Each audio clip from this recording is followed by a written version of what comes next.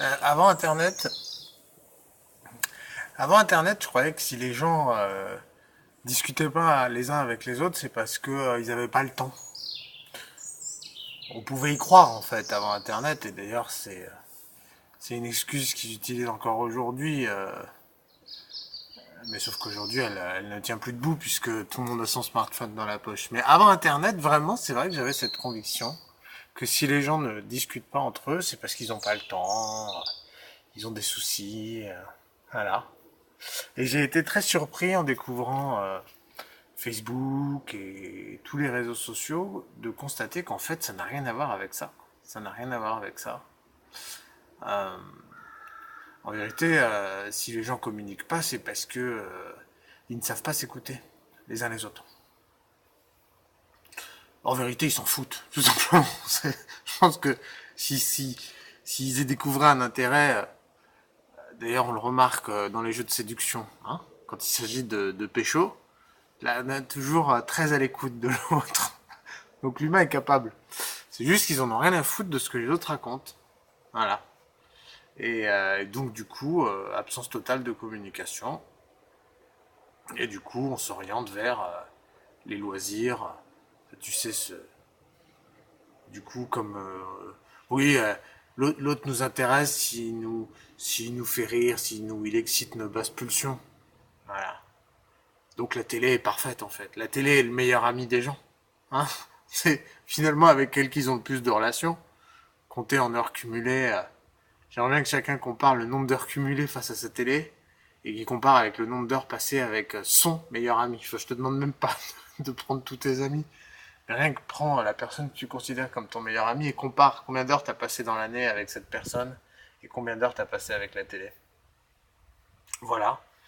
Donc voilà, j'ai été très surpris de découvrir qu'en fait, ce qui fait que les hommes communiquent pas, c'est que ils en ont rien à foutre des autres, quoi, tout simplement.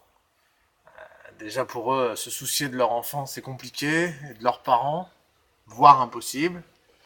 Alors tu comprends bien que quelqu'un, un pseudo-ami, bon, c'est sympa 2 fois l'année, on se bourre la gueule, on fait semblant de se retrouver, de se raconter tout ce qui nous est arrivé, et puis c'est bien, ça dissimule l'absence totale de relations humaines non intéressées.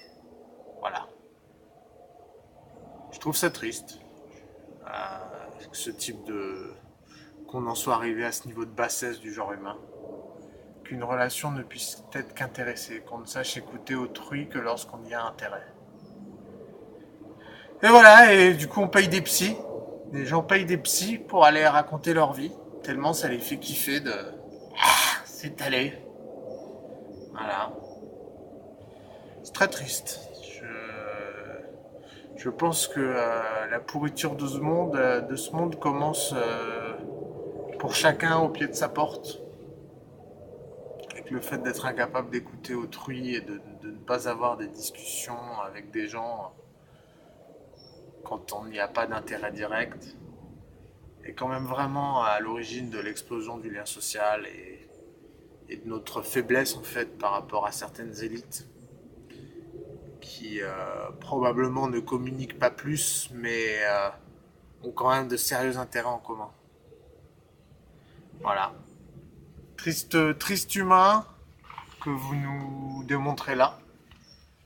Vous avez des outils formidables de communication, Facebook, mais pour rien faire en fait. Pour rien faire. Pour ouais, si, en fait, quelque part, la manière de communiquer des gens, c'est la méthode. Est-ce que c'est parce qu'on a été éduqué à la télé qu'on fonctionne comme ça? En mode, je déballe mon truc et ta réaction, je m'en fous.